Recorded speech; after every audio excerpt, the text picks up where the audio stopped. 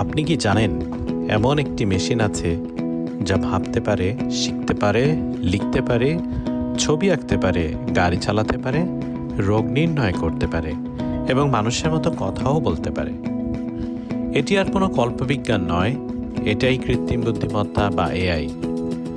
এই ভিডিওতে আমরা জানব এআই এর উৎপত্তি, এআই আসলে কি, কিভাবে এআই বিশ্বকে নিয়ন্ত্রণ করছে, এআই এর ভবিষ্যৎ এবং কিভাবে আমরা এই পরিবর্তিত এআই ভিত্তিক বিশ্বে নিজেকে মানিয়ে নিতে পারি।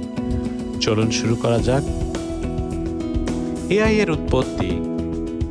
এআই এর ধারণা নতুন নয়। 1950 সালের দিকে বিজ্ঞানীরা প্রশ্ন তুলেছিলেন, মেশিন কি ভাবতে পারে? 1950 সালে ব্রিটিশ বিজ্ঞানী অ্যালান টিউরিং প্রস্তাব করেন বিখ্যাত টিউরিং টেস্ট। 1956 সালে যুক্তরাষ্ট্রের ডার্টমাউথ সম্মেলনে প্রথম আর্টিফিশিয়াল ইন্টেলিজেন্স শব্দটি ব্যবহৃত হয়। শুরুর দিকে এআই ছিল নিয়মভিত্তিক এবং সীমিত। কম্পিউটিং শক্তি ও ডেটার অভাবে বহু বছর এআই উন্নয়ন থমকে যায়। কিন্তু 2000 ও 2010 শতকে শক্তিশালী কম্পিউটার, বিপুল ডেটা, উন্নত অ্যালগোরিদম এআইকে নতুন যুগে নিয়ে আসে। এআই বা আর্টিফিশিয়াল ইন্টেলিজেন্স।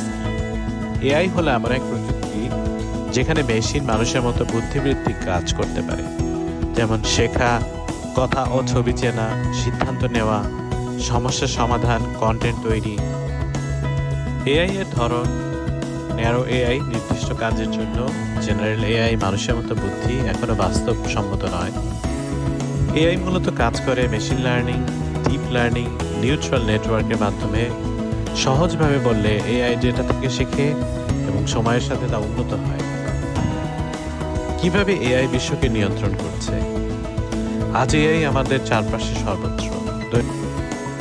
দৈনন্দিন জীবনে স্মার্টফোন, ক্যামেরা ও ভয়েস অ্যাসিস্ট্যান্ট, ইউটিউব ও নেটফ্লিক্সের রিকমেন্ডেশন, ব্যবসা ও অর্থনীতিতে বাজার পূর্বাভাস, প্রতারণা শনাক্তকরণ, কাস্টমার সার্ভিস অটোমেশন, স্বাস্থ্য খাতে ক্যান্সার শনাক্তকরণ, রোগ নির্ণয়, ওষুধ আবিষ্কার, পরিবহন ও শিক্ষা, স্বয়ংচালিত গাড়ি, এআই শিক্ষক ও কন্টেন্ট নির্মাতা। এআই এখন সিদ্ধান্ত গ্রহণের কেন্দ্রবিন্দুতে। এআই এর ভবিষ্যতে এআই হবে আরও বুদ্ধিমান, আরও স্বয়ংক্রিয়, মানুষের জীবনের গভীরে সংযুক্ত। আমরা দেখতে পাবো এআই ডাক্তার, এআই শিক্ষক, ব্যক্তিগতকৃত শিক্ষা। তবে ঝুঁকিও আছে, চাকরি হারানো, তথ্য গোপনীয়তা, নৈতিক ব্যাপার। এর ভবিষ্যৎ শুধু প্রযুক্তিগত নয়, এটি মানবিক